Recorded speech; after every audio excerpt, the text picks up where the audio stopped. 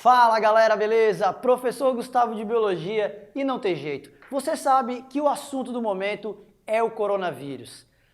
Toda hora que você liga o noticiário estão falando sobre o coronavírus, o mundo inteiro está preocupado e você, vestibulando, vestibulanda, também tem que ficar atento a esse assunto tão importante que certamente aparecerá nas provas. Então aqui nós vamos agora tentar tratar mais do que é o coronavírus, onde surgiu, tem vacina, mas qual é a taxa de letalidade? É mais perigoso que o H1N1, menos perigoso? Formas de transmissão, sintomas? Vamos rapidamente abordar todos esses aspectos para vocês. Então a gente tem que entender primeiro por que o nome coronavírus. Na verdade, esse nome coronavírus vem do seu aspecto. Tá? Ele é um vírus envelopado e ele tem esse aspecto, essas proteínas junto com açúcar, esses glicoproteínas que ele tem ao redor ali, que formam esse envelope viral, dão um aspecto meio de coroa para ele, por isso coronavírus. E essa família não foi descoberta agora, ela não é nova. Na verdade, ela já foi descrita lá na década de 60 e ela é responsável por outras doenças, algumas graves e famosas que nós já tivemos, como a MERS, que foi a Síndrome Respiratória do Oriente Médio, já vou falar um pouquinho dela daqui a pouco, e a SARS, que é mais famosa, né, que é a Síndrome Respiratória Aguda Grave. E agora temos esse surto, esse problema, que está todo mundo com medo que vire uma grande pandemia, do coronavírus atual, que está sendo descrito como 2019 nCoV. Esse é o nome dele por enquanto, até daqui a pouco darem um outro nome, como foi aqui, SARS, MERS, enfim, daqui a pouco dão um outro nome para ele, por enquanto, coronavírus 2019 nCoV. Onde surgiu esse vírus, você sabe muito bem, ele foi descrito no finalzinho de 2019, finalzinho de dezembro de 2019, primeira pessoa infectada lá em Wuhan, na China. E como ela é uma cidade muito grande, logo começaram a aparecer outros casos e hoje a gente tem vários que daqui a pouco eu vou falar para vocês. Mas lá então em Wuhan, na China, começou esse problema mas de onde surgiu isso? Todo mundo ficou assim, caramba, mas da onde veio esse vírus que foi descrito? Então isso é uma coisa que certamente será perguntado. Outra, ele trouxe uma preocupação bastante grande, assim como várias doenças novas que surgem e começam a se espalhar. Mas aí nós temos assim, sempre a preocupação de muitas pessoas morrendo e aquele pânico de, meu Deus, quando a pessoa pega isso, ela morre, porque a gente tem aquela ideia sempre de, quando a gente tem um número de pessoas mortas, a gente não pensa no número de infectados em relação a quantas estão morrendo.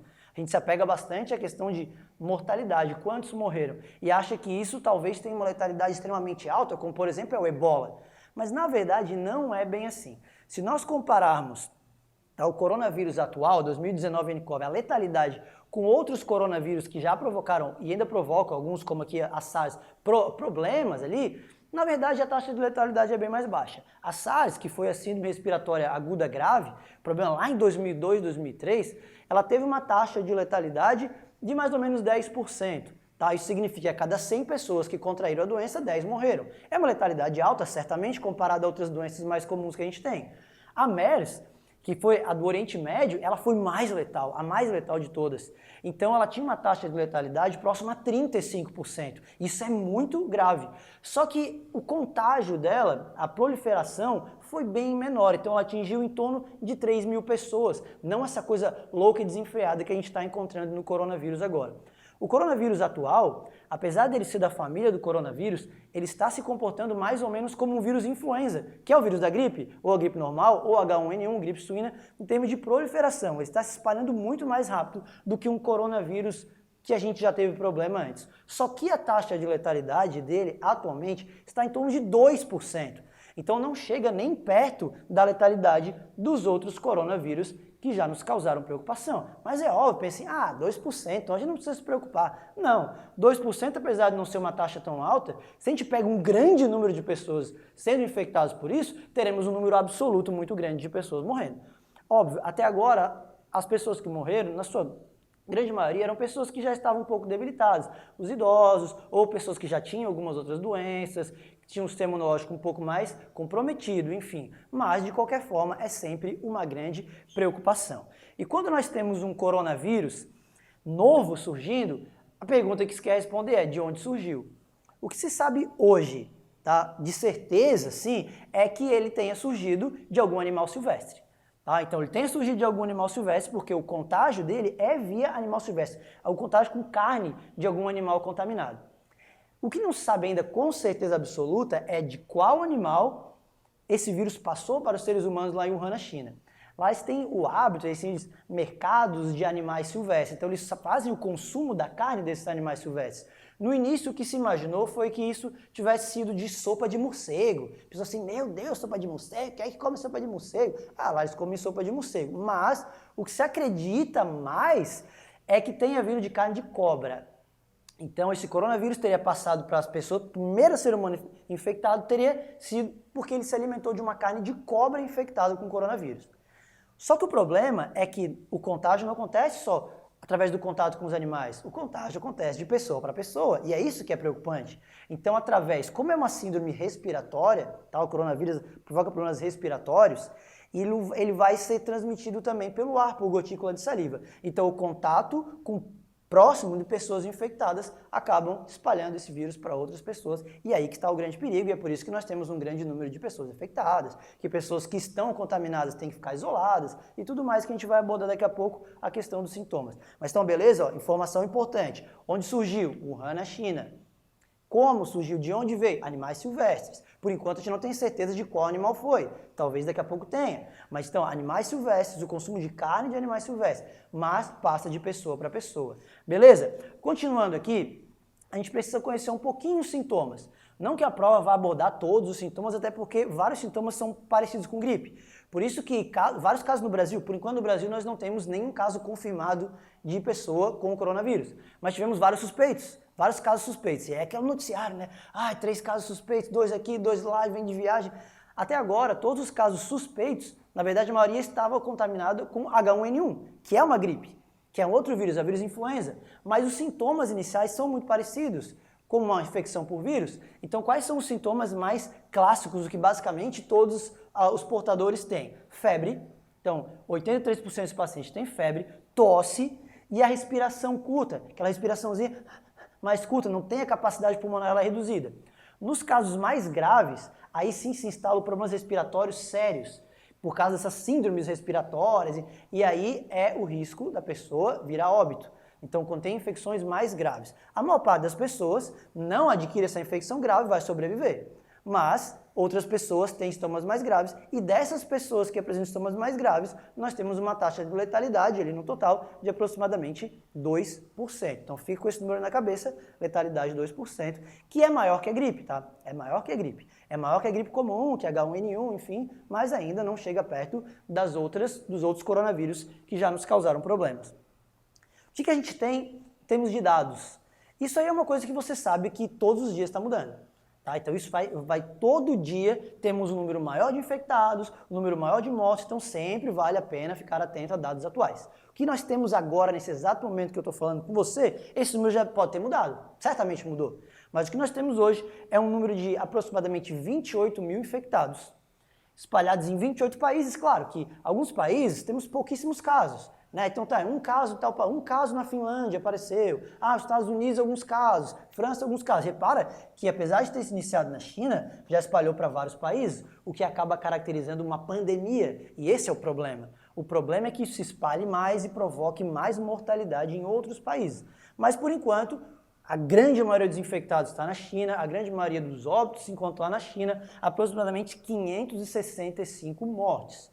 Tá? Então, é um número preocupante? É. Preocupante em que sentido? Principalmente não deixar isso se espalhar.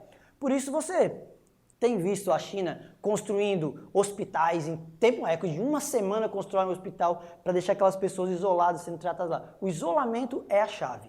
Tá? Se as pessoas forem isoladas, não entrarem, o vírus não se espalha.